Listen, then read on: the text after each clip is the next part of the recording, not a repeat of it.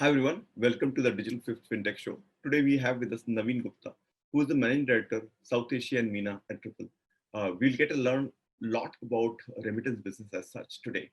And also, obviously, given that there is context of COVID, the challenges a lot of entities are facing. So maybe he will share his perspective on what entrepreneurs should do, what the ecosystem should do, a lot of other areas where we sort of potentially can learn from him. So thanks, Navin. Thanks for joining us. Welcome on board. Samir, as always, it's great to interact with you. So thank you very much for inviting me. Okay, so before we start, I think it's important for our audience to understand what Ripple works around, what is the kind of strategies they have, anything which you want to share. And it's up to you. Sure, absolutely. So first of all, Ripple is a pure play company. We only operate in one area, or we focus on one problem, that is cross-border remittances, right? And what Ripple believes and we believe is that the way internet changed the flow of information, that means today Samir and Naveen are able to send an email to each other. Same way, money should be able to move from anyone to anyone without any friction in the middle. So essentially, money should be able to move the way information moves today, right? And let me just give you a little bit of context, comparing it to the internet or the information world. So if you remember, maybe 25 years ago, let's assume Naveen was in the US, Samir was in India, and Samir, if he wanted to interact with Naveen, he only had the choice of either the telephone or writing letters. And let's assume if he was to write a letter, it will take the letter to reach 7 days. It will cost him 50 rupees because the cost of postage was higher than a local letter. And a lot of time the letter will get lost, right? But when internet came in the middle, Samir can send me a million emails to Naveen almost at zero cost. So the cost of information has declined, almost become zero, but the quantity of the information has taken off. And on the back of it, there are a lot of smart people who have created new business models making use of this infrastructure. And that's what we are doing at Ripple as well. What we want is the transparency, the friction, the liquidity issues that are there in cross-border cross-border payment should go down dramatically so that your audience, where you have a lot of entrepreneurs, you have fintech, people from fintech and banks, then they're able to build new business models on the top of it to be able to unleash the power of financial inclusion, unleash the power of bringing new ideas to a bigger set of people. Okay. And honestly, it has not yet to touch me because my customers still sending me through a normal route the money, and it does take a lot of time for me to get it. And the amount of money I'll always get is obviously a lower rate, less money generically. So they cut off some commission, and the rates is poor. So I don't know when it will hit us. What do we need as a entrepreneurs to utilize your services? Yeah, so I think it's fairly easy. So we have got two set of services. So the first set of services is already live in India, right? So which is called as Xcurrent. We have a solution called as Xcurrent. Mm-hmm. And fundamentally what it does is it looks at the current existing process and it fixes two things there. So one, it fixes the issue of speed, and mm-hmm. second issue fixes the issue of transparency. So let's take an example of a customer that is live today in India. TransferGo is a customer of ours. Based out of the UK, and TransferGo sends its remittances into India on Ripple. So mm-hmm. even before a remittance comes to India, the information that is inputted in the TransferGo's app comes for validation to the beneficiary bank in India, okay. which essentially checks, hey, is Naveen's account number correct? Let's assume Samir is sending to Naveen. Naveen's account number is correct. Is his name correct? Have you done AML KYC on Samir and Naveen, and you're comfortable to process this transaction? The beneficiary bank says, yeah, it's good to go. The second thing is it also asks is, I'm going to send £100. What will be the exchange rate that will get applied to this transaction? Would there be any fee depending upon the transaction will go through IMPS, NEFT or RTGS? What fee will get applied to this transaction so that Samir, who's the center of the money, knows beforehand what exact rupee credit that will happen in Naveen's account. Now, basis that, Samir can say, hey, you know what? I don't want to do this transaction because it's not competitive. Or yeah, this is great. Yeah, you know what? I was expecting 7,500 rupees to be credited to Naveen's account. That is the case. And he presses enter. There is a debit to Samir's account and there is a credit to Naveen's account, and everybody goes home.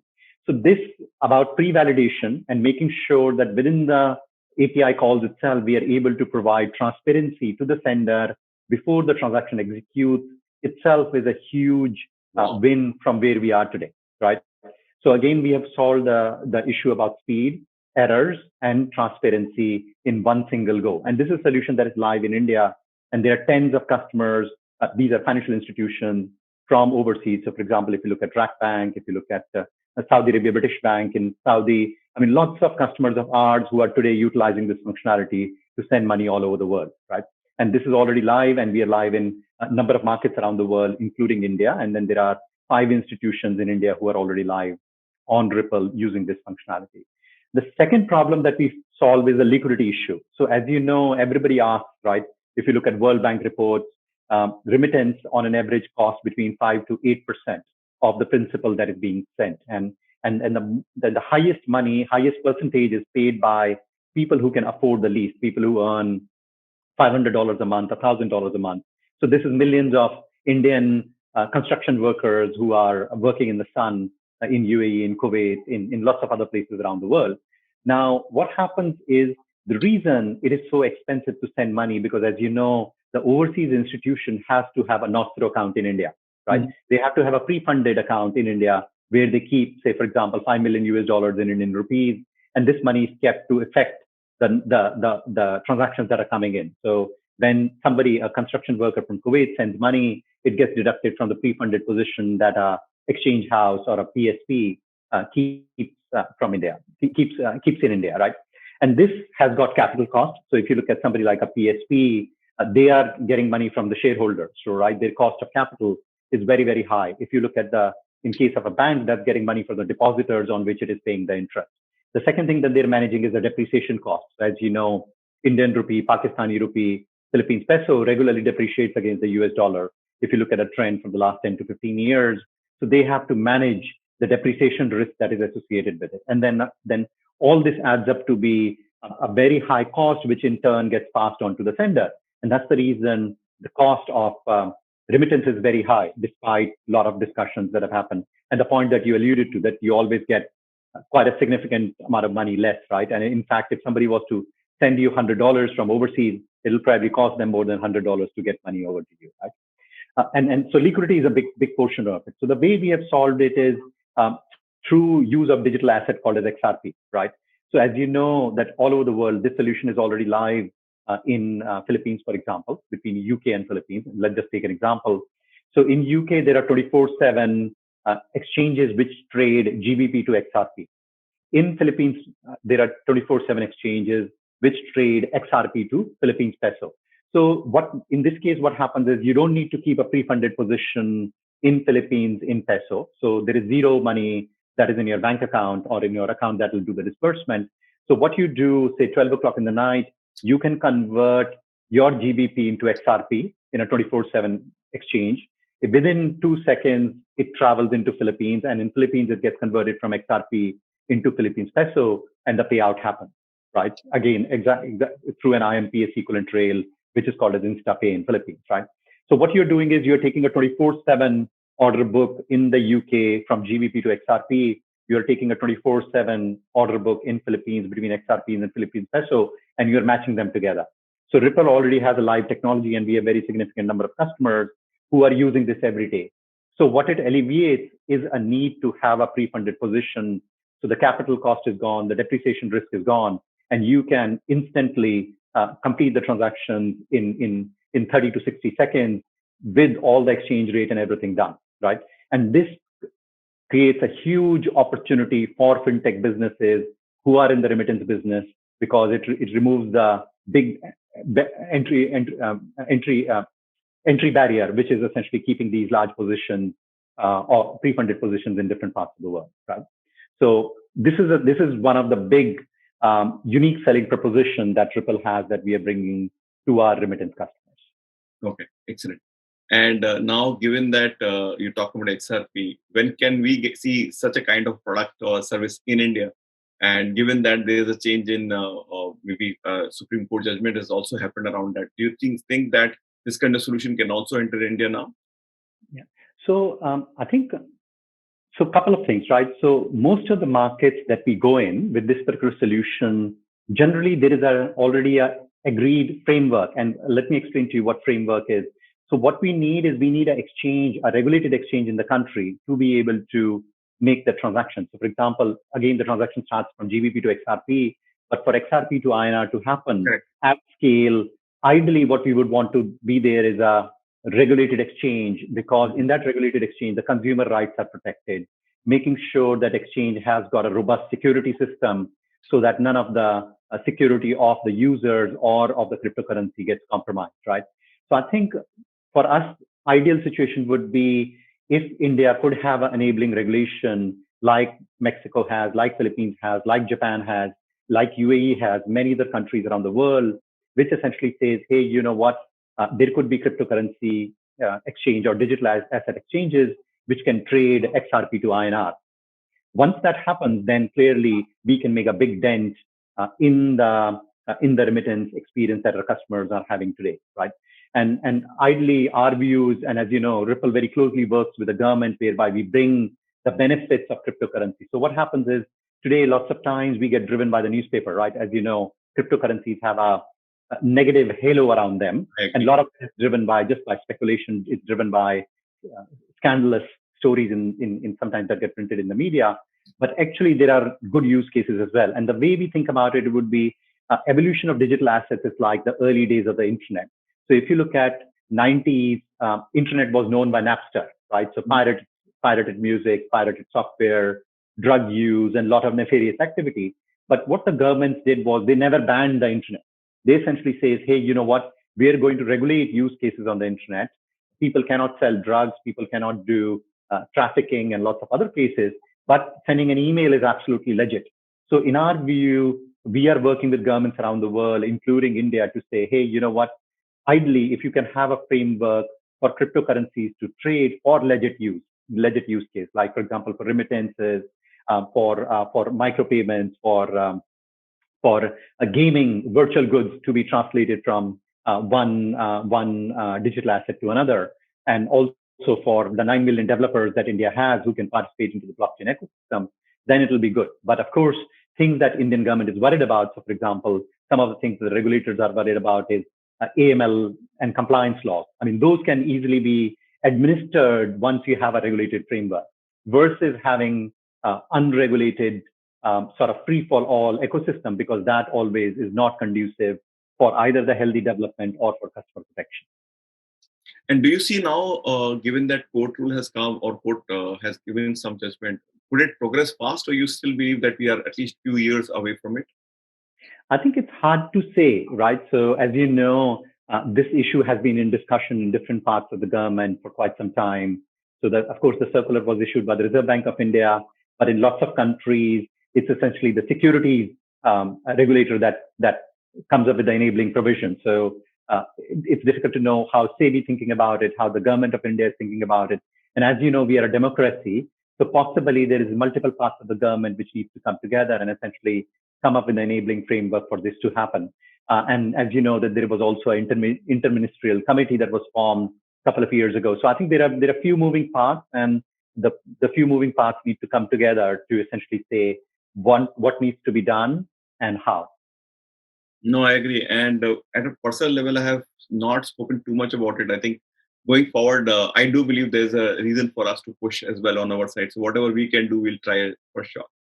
Yeah, absolutely. And I think the simple way I look at it is two things. So one, India should never be left behind in terms of whatever unique and innovation that is happening in the world, right? Because then we are really not, you and me being Indians, we are not doing justice to our 9 million developers that are out there, why they should be left behind in terms of where the world is moving. And then the second thing is, to my mind, and this is an example that I tell myself, let's take an example of LRS, the Liberalized Remittance Scheme, right? So it was launched in 2004. And before that, let's assume, hypothetically, Sameer Sand gets into Harvard, it's year 2001, right? And he wants him to go to Harvard. And for that, you need to pay 25 lakh rupees money overseas to Harvard to fund his education. And you as a father or me as a father definitely want to do that. But sending money overseas is illegal, right? So then what do? We are caught in that moral dilemma. You and me, possibly we have to make the choice to go to a bad person, convert the white hard-earned income into black money, somehow send the dollars in cash overseas because we want our children to go to Harvard. That's what they have earned the right to, right? So you have taken a law-abiding person and converted him into a person who, despite his will of doing the right thing, forced him to do the wrong thing. And that's the way I sometimes look at these areas as well, to say, by enabling provisions, by publishing rules and guidelines, you essentially tell, hey, you know what, these are our guidelines. And my thinking is that 99.9% people decide to follow and be compliant with the guideline. But in absence of the guidelines, it always makes it wild, wild west. It always makes it difficult. People get conned, and a lot of nefarious people are able to take advantage of it. So that's the way I think about it. So I think having guidelines, having compliance framework, having rules and regulations clearly issued by the government always protects people much better than versus having a vacuum. Yeah, absolutely. Absolutely. So coming back to the current situation where we are going through, we are always saying it's post-COVID, what will happen? I think we have to realize it's not post-COVID. COVID is a long journey for us, all of us. And sitting in Mumbai, we can all feel it, right? So what is the impact on the customer behavior on a generic basis focused on financial services? Also from a remittance side, what do you see is the long-term impact of COVID on this ecosystem?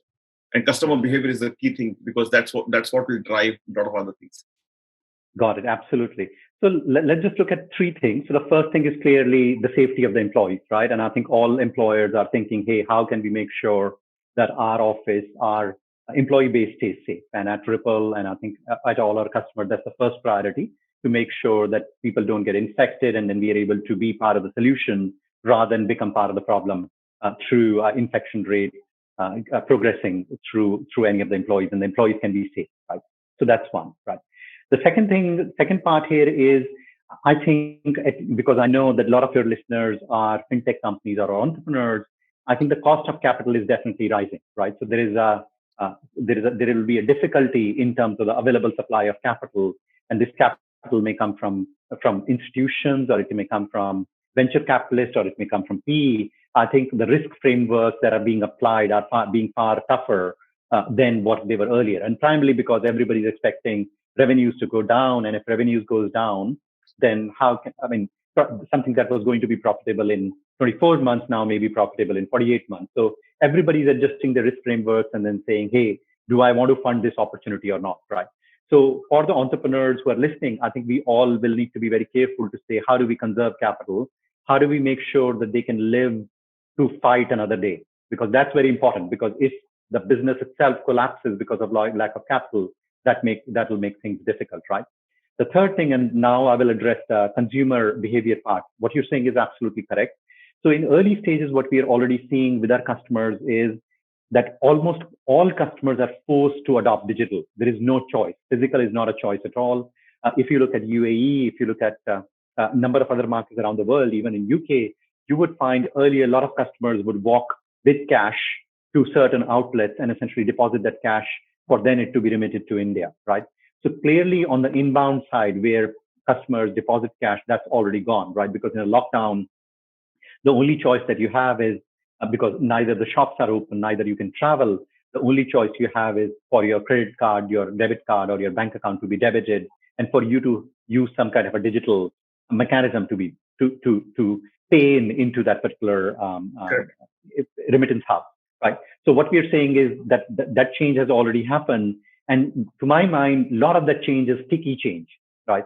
So once somebody like Samir in UK who has experienced digital, I think it'll be very hard for him now to go back to cash, because now this is safe. He knows it works. He's already added the beneficiary in his app. Smartphones are easily available. So this is going to be a very large transition from physical to digital, right? And it is going to stick. So all businesses that were dependent on cash outlets are possibly going to see a reduction in sales, and all businesses which were digitally savvy and were digital first or had an omni-channel strategy, they are able to do far better, right? So that's one. The second thing, we are seeing it on the disbursement side as well. So on the disbursement side, earlier, and particularly through about Philippines and in smaller parts in India, but a number of other countries, if you look at Nepal and other places, where people would walk to an outlet to collect cash.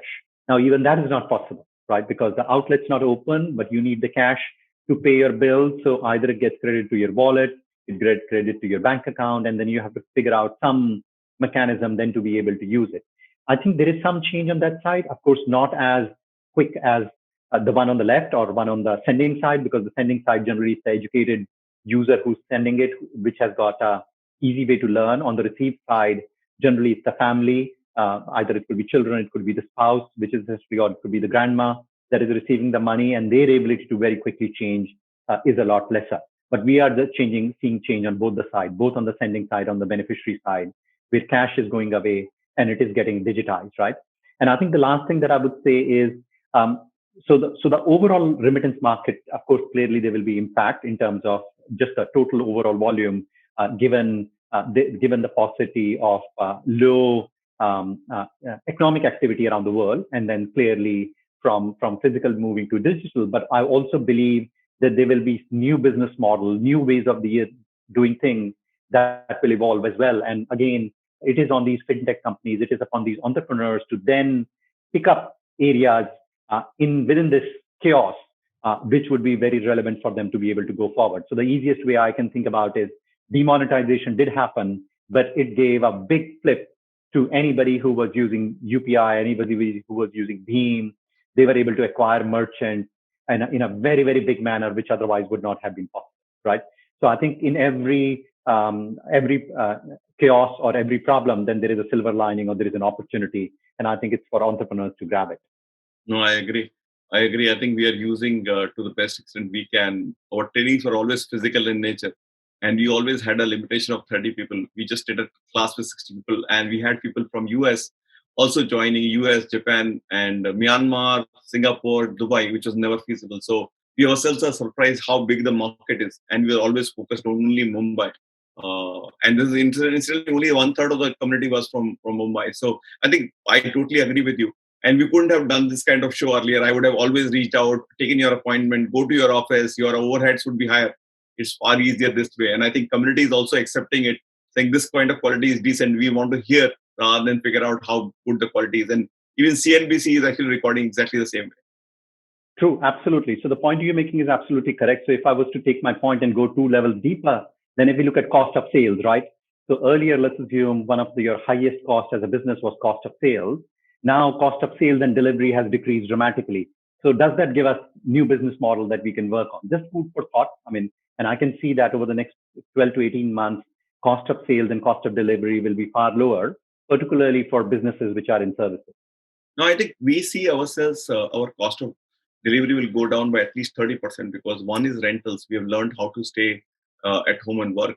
We are also hiring from smaller towns now. So what our approach is that they will have to work from their hometown instead of even coming to Mumbai. And I see it for next a year or two for sure.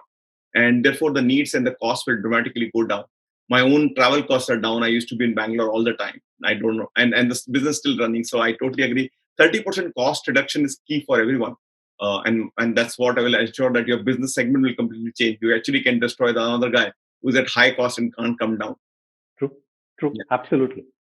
Yeah, so coming to the point in terms of collaboration, now fintechs have technology and banks have their own capital base and customers. I think these were always we always thought that they should come together. Now, do you think that this is the time because of current situation? Do you think that these guys will come together through multiple partnership, merger, whatever it is? Yeah. So I think what I would say is I'll just be very upfront because a lot of your audience are entrepreneurs and fintech companies, right? So on the face of it, it makes sense, right? So there is a very large organization which has got millions of customers, and what sometimes the organization is not so good as is innovation. Whereas fintech doesn't have customers, but they're exceptional at innovation, right? Because they can develop things fast and then they can bring that to market. And a lot of these products are very unique, right? And then they're constantly searching for market and customer base. So there is a natural marriage between the two, right? But like we know with all the marriages, right, our own and between any two organizations, I think chemistry and expectation setting is very, very important, right? So to my mind, what we have learned across the years there are some very successful partnerships in which, exactly like you rightly said, the customer base and the innovation of a fintech both come together perfectly and both are able to create a win-win situation. But in lots of cases, it becomes acrimonious, right? It becomes difficult because culture of the both organizations is totally different and you're trying to marry chalk and cheese together. So I think to my mind, till the expectation setting and the DNA and the chemistry of the organizations that are getting each other works, um, that's the only way. So so I cannot say on the face of it it's perfect, but there is a lot of work that needs to be done under the surface. So to my mind, lots of in a large institution, it may take you 2 years to realize that you have made a mistake, right? And a lot of time as a fintech, you essentially can't afford to make that 2 year investment. On the reverse side, a large institution may essentially say, "Hey, I'm lending you my brand name. The moment I lend you my brand name, your valuation becomes 3 times, your valuation becomes 10 times. What do I get in return, right?" So there are a lot of these complexities that essentially go back and forth, and you really need a good chemistry, good understanding, and very level set expectations between those institutions to make it work. And I would be very upfront. I think it's difficult to make it work. It's not easy to make it work, right? And hence it requires quite a bit of maturity, both on the fintech side and also on the large institution side, to be able to play with each other. Yeah, I agree. Maturity and patience, right? I think we always want to jump at some conclusions saying that if my employee has done it, we will fix the employee. If the partner has done it, let's just top up the partner, right? I think that's a typical mentality. And most banks have done it. I mean, I was talking to a few very forward-looking banks, and they started cutting the segments, completely saying that we don't enter, let's say, X segment. And they just cut off all the partners. I don't know where the partners will run, where suddenly your bank you are depending on is no longer going to support you, not because of this. There's a mistake made by you, but there's somebody else who has made a mistake, and they've sort of classified the entire segment as a negative segment. That's a big challenge right now. I think True. on the fintech side, it's very visible. Yeah, Absolutely. And if you were a single partner dependent model, then that's the end game, right? So I think a lot of these things need to be thought through. agreed. So a last pointer from I'm looking at is that from an employee's perspective, they're right now caught in this it's very awkward situation, and you like it or not, a lot of them are in a either cut situation or getting fired, and that's a real one because we've seen it across segments. What would be your advice to employees? What should they do? How do they sort of cope through this difficult journey? Yeah.